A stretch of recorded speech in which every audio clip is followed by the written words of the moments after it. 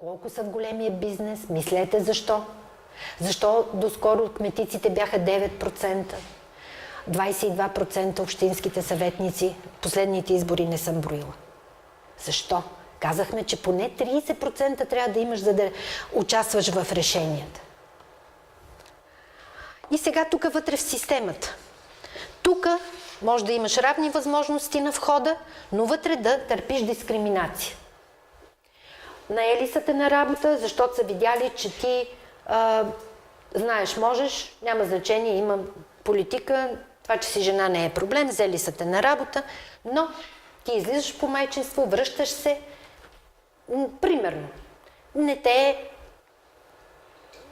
те пращат на курсове, защото ти за 2 години или за 1 година си изостанал, зависи в каква сфера работиш, изостанала си вече. Тая компания няма такава политика, която майките и бащите, дебело подчертавам, защото така трябва да артикулираме вече, родителите, които се връщат от родителски отпуск, да им бъде предлагани някакви курсове, за да наваксат изоставането. Или компанията няма детски градини, няма никаква политика, която да подкрепя родителството. Това е част от онази политика, за която ви говорих. Reconciliation, Family and Professional Life. Насърчават се, държавата трябва да има политики, които да насърчава родителството, като го подпомага. Така.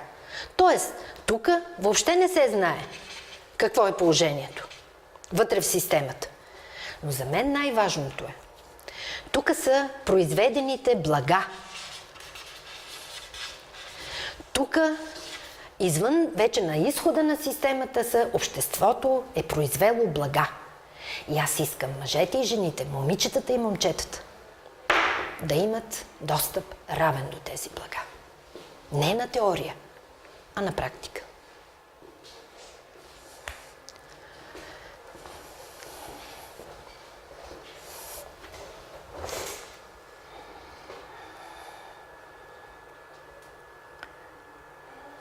Ще ви пратя цялата презентация, защото искам и едни други неща да ми останат 10 минути да говорим за медиите. Колко е интересно всъщност, защото аз имам 2 внучета, те са по на 4 годинки, момиченца и момченца. И са на дъщеря ми и на сина ми. 3 месеца им е разликата. И как аз проверявам себе си, какво всъщност аз действително мисля след толкова работа, която 20 години ви казах по темата. Такива дълбоки стереотипи има в главите ни и в моята седи. И в моята има неща, които не мога да преодолея. И ще ви кажа какво. Момченцето Максим, сега декември ще стане на 4. Дали защото гледа баща си? Най-вероятно да. Той, братче, отиваме на рожден ден, там в някакви, сега ги правят рождените дни в някакви детски кътове. Застава до печката, в която е там някаква печка и започва да готви. Той играе на готвач. Той идва у нас и готви през цялото време. Играта му е такава. И аз го гледам и си викам и се чудя. Значи той не играе с пушки. Не играе с кукли, защото не сме му дали. Ето, никой на него не му подарява кукла, включително и аз.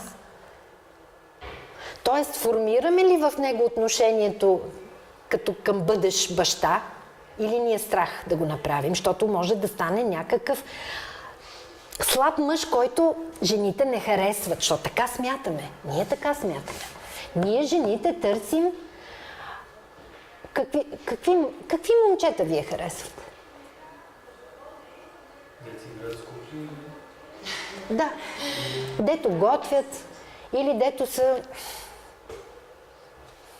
Ама напоследък, защото специално за готвенето, това е доста мъжествена дейност. Аз изобщо не го свързвам с женска работа, даже толкова клише, сексуално е, но сексуално за... Ето, виждаш ли как се разчупва стереотипа? Прекрасно!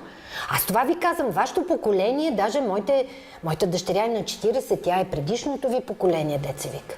Дори и при нея има разчупване. Имаше и при мен, моя мъж, когато имахме гости, винаги Той там някакви завързани риби или печени агнета ги правеше той. Но не и баща ми.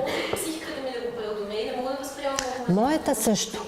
Точно така. Ето. Обаче за готвенето няма никакви проблеми. Няма да зависи от самата дейност. Никога няма да купя на моята внучка пушка или танк. Аз и на него не купувам, между другото, защото съм против войната. И това е голяма тема, и която вие като бъдещи журналистки, аз затова ви карам да излезете от обувките на домашното. Момичета, света върви с много крачки бързи на зле. Ако беше само България, аз щях да съм спокойна. Но не. Как, примерно, се допусна до нас да имаме Украйна, да имаме Сирия, Афганистан, Ирак и всякакви други такива гадории? Какво отразяват медиите по този въпрос? Дали го отразяват едностранно този конфликт? Дали са обективни? Защото ние, хората, обикновените, от тях разбираме какво се случва. Много искам да мислите по тия въпроси. Ето това е подготовката на жена, която ще отиде в политиката. И когато работя с тия жени, аз им казвам, че всъщност в момента те са жертва, защото ние имаме много големи изисквания към една жена политик. Аз имам и към мъж, но понеже искам повече жени да подготвяме по-бързо да върви процеса, се занимавам с жените. Една жена в политическата партия трябва да бъде добра професионалистка, защото там трябва да има от всякакви професии, за да може след това партията, като отиде във властта, да излъчи министър на здравеопазването жена. Тук отделно може да се говори министърка или министър. Това нямаме време да ги засягаме тия. А те са важни.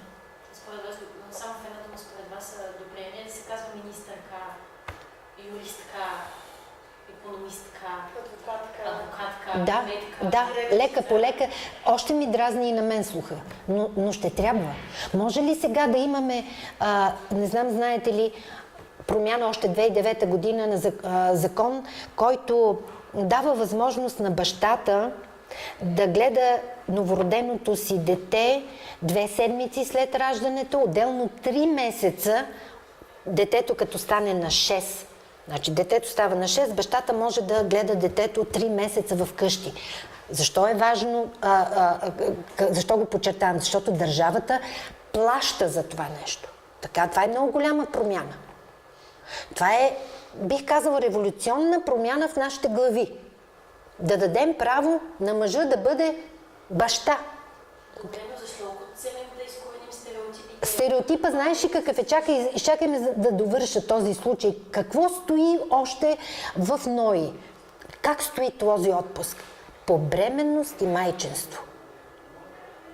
Самата дума ви се хваща за думата. Хващам се, защото един Бареков, когато приеха закона, Бареков беше в TV7 и съм хванала поне 2 в гледано в прайм тайм време негови подигравки, че мъжете ще бъдат по майчинство. По този начин много от мъжете се срамуват от това нещо, разбирате ли? Една такава формулировка е важна като първа крачка за преодоляване на този стереотип в главите ни, че мъжете са по-лошия родител. Поради тая причина, поради това, че този стереотип съществуваше, по мое време масово майките ходеха на родителска среща. Тук там е 1-2 бащи. Сега не знам как е. Ако така, ето виждате, това са недъзи на нашето общество. Защо?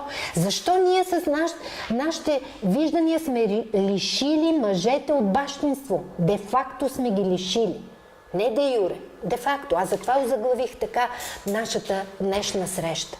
Ама наистина не е приятно за един мъж да използваш думата майчество по негов адрес и Да, унижаваш на... освен, че не е верно, е и глупаво, дразни.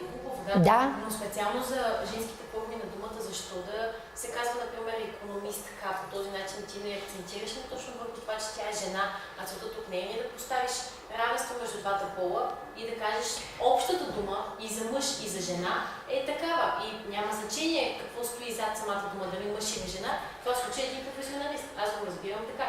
И аз с гордост някой ден искам да казвам, че съм, например, адвокат Богданова, а не адвокатка Богданова, защото аз ще се възприемам като професионалист, а не като жена. А защо свързваш професионализма с мъжки род сам? Ами не, просто възприемам го като универсална дума за двата пола. Не, възприемаш го просто стереотипно.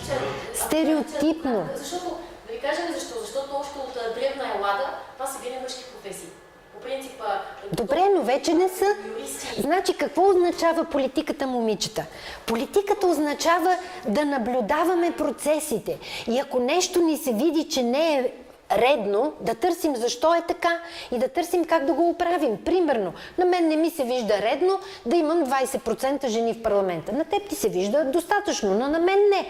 И аз съм, да кажем, човек, който участва в решенията и аз почвам да правя изследвания, да гледам статистики, да гледам другите държави, да анализирам, да видя, тия, дали защото жените сме по-тъпи, сме там, дали защото не искаме, или защото има някакви други пречки. Това е политиката. Значи, и тук въпросът за дискусиите има прекрасно място. Ако ти смяташ, че инженерка те омаловажава, това може би означава точно, че нашето общество... Да. Да. И ако искаме да го променяме, може би, казвам може би, но не сигурно, това е един начин. Да въвеждаме изказ, който съответства на днешното време. Значи ти ако имаш в едно правителство 40% жени министри, може би трябва да почнем да артикулираме министърка Петрова, а не министър Петрова. Не знам. Въпрос на дискусия. Но това има значение за цялостното ни осмисляне тук за тези промени, които искаме да настъпят.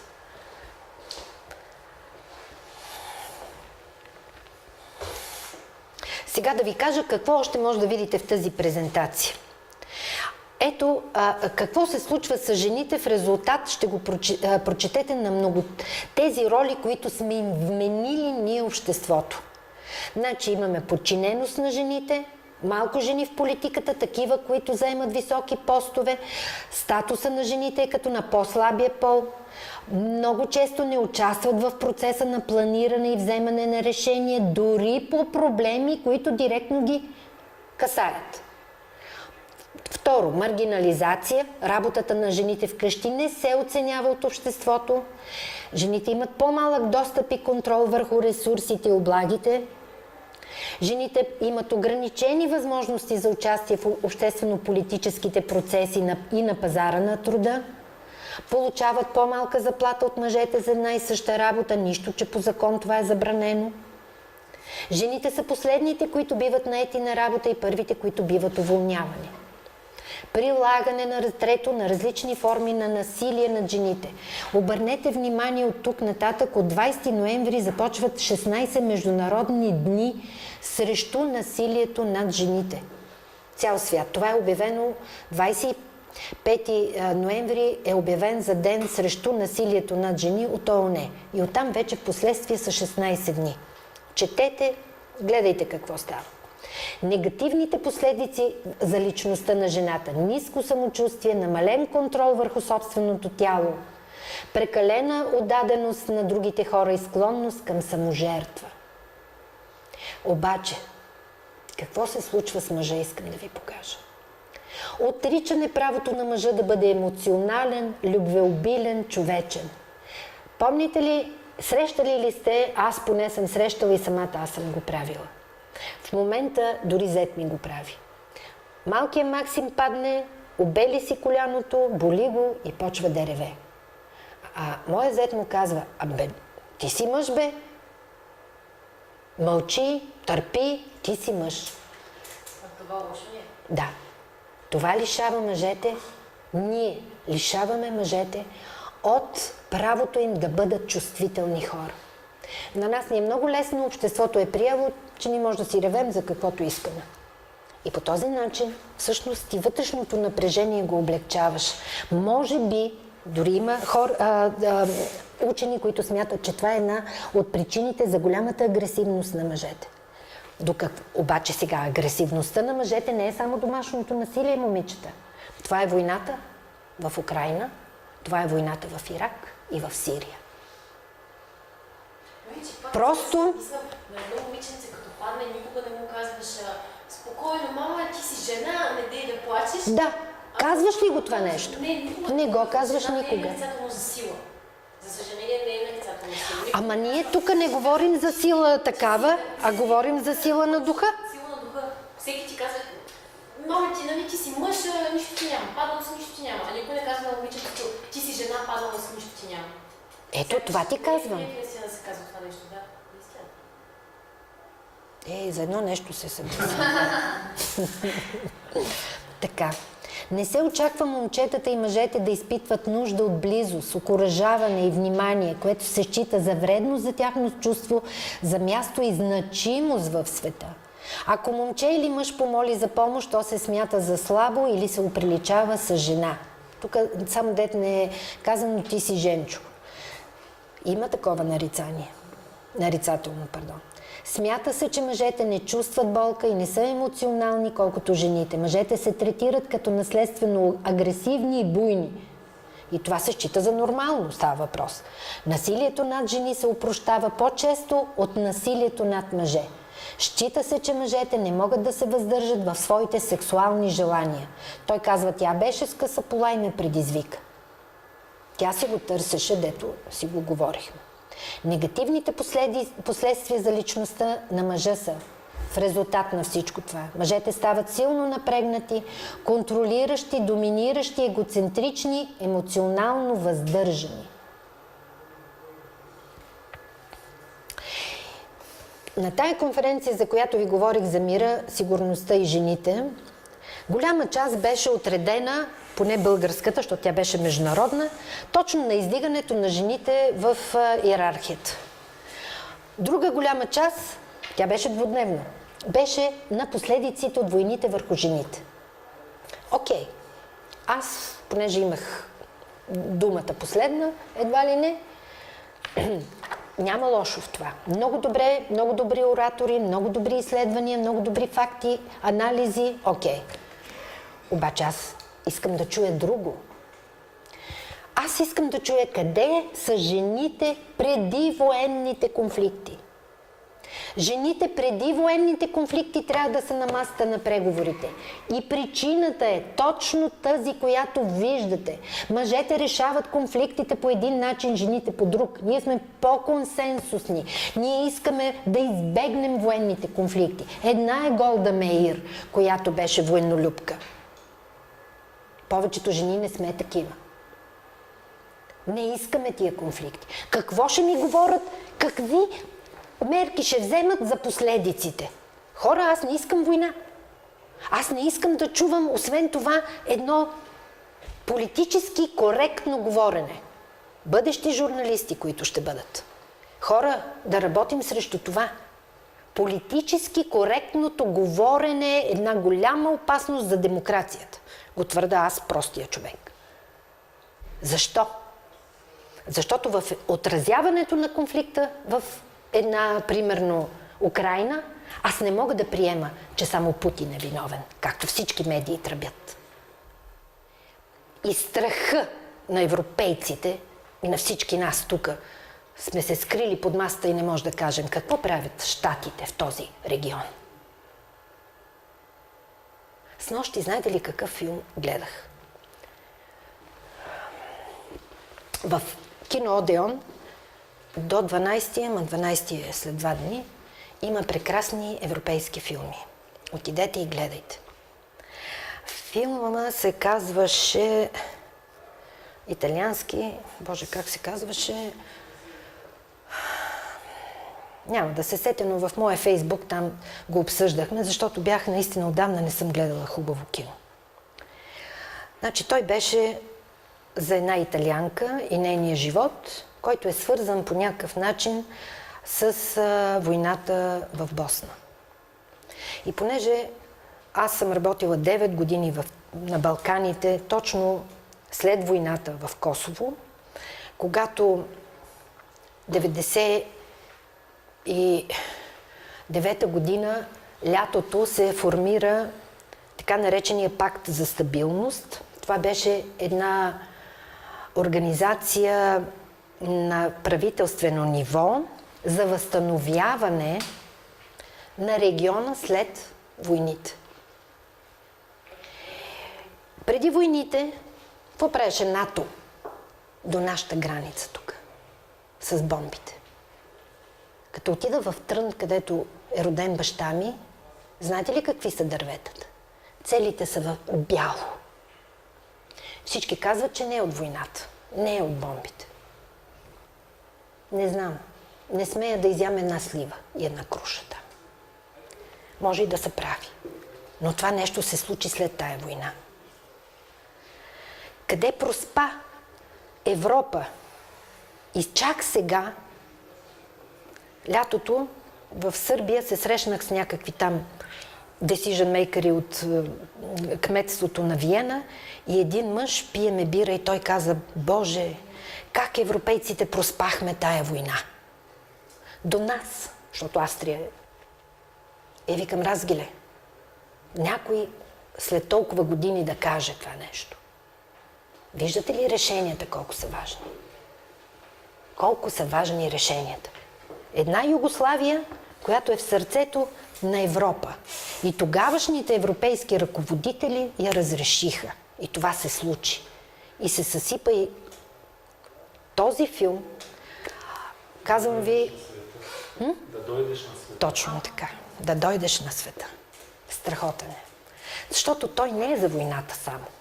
Той е много лични истории. Те са много хубаво е. Това е по някаква книга екранизация на някаква жена италианка. Ти гледал ли си го? Гледал. Жената е автор на книгата, Да. мъжа е режисьор на филма. Така ли? Мъжа ли е режисьор? Работят заедно. Много хубаво. Хареса ли ти на тебе този филм? Тя е много нашумяла Мацантин. Да, точно така, Маргарет Мацантин. Гледайте го това нещо. И си да си задаваме въпроса, ние като хора и вие като медии, какво правим? Къде сме? И затова, когато разглеждам аз теорията и практиката и политиките на равнопоставеност на жените и мъжете, аз ги разглеждам от гледна точка на това, че това е нашата отговорност на жените. Света не е добър и не върви на добро. И ние имаме заслуга в кавички за това. Ние с нашето мълчание, ние с нашето пренебрежение на всички тези въпроси, по-лесно ни е. По-лесно ни е. Колко е хубаво да си мислим само за вкъщи. То оттам наистина почват промените в главите ни. Родителството, на какво учим малките деца, после какво се случва. Но аз ви уверявам, че ние трябва да си заемем нашата роля като граждани в тези процеси, ако искаме нещо да се променя. Ако не, ще четем, ще бъдем манипулирани. Има още една книга, която ви препоръчвам да намерите. Тя е на Ал Гор. Не е на кой де, на Ал Гор. И не е за environment, а е за страха и разума. Страха като инструмент на управлението. За да го вкарам в джендър аспект, там той казва следното нещо. Защото в тази книга основното е критиката срещу администрацията на Буш и началото на войната в Ирак. И е много смело казано точно това, което най-вероятно е. Извън манипулацията, на която ние сме подложени.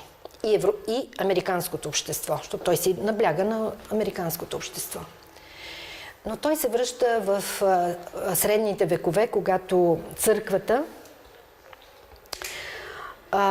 е преследвала вещиците. Манипулацията каква е? Може би в първите няколко случая е имало доказателства защо те смятаме за вещица. И ако те смятаме за вещица, ти драсваме клечката. И те запалваме. Не знам в колко случаи, вероятно е имало някакви аргументи. Но нещата така се разрастват манипулативно, че идват моменти, в които никой не се интересува защо тя е вещица също. Не. Достатъчно е да я посочиме с пръст, че е вещица. И тълпата й драсва кибрита. И там има едно изречение, което не е на Алгора, е на някакъв известен американски съдия, който, разбира се, тутък си му забравих името. Хората се страхуваха от вещици, но всъщност убиваха жени. И това е бил цвета на жените. Онези, които са били различни, които са подлагали на съмнение обществените отношения, които са били за времето си революционерки. От тях кликата, управляващата, ги е било страх и се внушава чрез манипулация на останалите хора страха. И тогава останалите хора ви казвам, иде един момент, който въобще не питат, ама тя я докажи, че е вещица. Не. Цък. Така, момичета, искам да ви... Ела да видим другото нещо. Съгласни ли да ви ги пратя след това? Има много важно нещо, това искам да обърнете внимание. Само една секунда. Практически нужди и стратегически интереси. На този текст обърнете внимание. Така. Докато ти търсиш другата, аз ще кажа защо. Дай другата. Защо е важно да се чува нашия глас? Практическа нужда, много пъти вече давах примера с домашно насилие, но най-бързо и лесно ми е той, ако в нашия блок, на нашия етаж съседа бие жена си и ние знаеме това нещо. И сме добри граждани и се обаждаме на полицията. С други думи, по някакъв начин ние се намесваме и този мъж спира да бие жена си. Тоест, ние сме решили проблема на една жена. Защото сме... така. Нещо сме направили и това нещо е приключило. Но това е практически... Защитили сме практически интереси. Те са краткотрайни. Те са на единици от обществото. За да преодолеем този структурен проблем, неравнопоставеността на жените и мъжете е структурен проблем, запомнете. Той е системен. Нещо в системата не е вред. Обществената система. Там са нужни други мерки и за да се приемат тези мерки, като примерно закон, обучение, нали, всичко това, за което ви говорих, за да ги проработи, за да се случат те, е нужно мнозинство, което мисли по този начин. И затова всъщност Gender Equality върви бавно. Защото трябва мнозинство, което да осъзнава необходимостта от тези промени и да ги прави. Промените да ги провежда. Това са стратегически интереси. За тяхната промяна е нужно мнозинство единомишленици. Това е поантата, която така искам да запомните. Сега, две изследвания международни съвсем от скоро за жените журналисти. Медиен мониторинг, който е направен тук отдолу, като ви го пратя, ще видите от кого. Жените, какви са най-важните констатации? Жените са почти невидими в новините, отразяващи военните конфликти в различните краища на света. Те съставляват само 13% от анкетираните за мнение лица. Само 39% от и без това оскъдния брой жени са пряко цитирани, в сравнение с 60% от мъжете. Няма въобще да ви тълкувам това. Искам вие да мислите по тия въпроси. Защо това е така? Хубаво ли е? Не е ли? Ако не ни харесва това, искаме да знаем защо така се случва. Ако разберем защо това така се случва, тогава може да решим да минем на другото стъпало, да търсим промяната.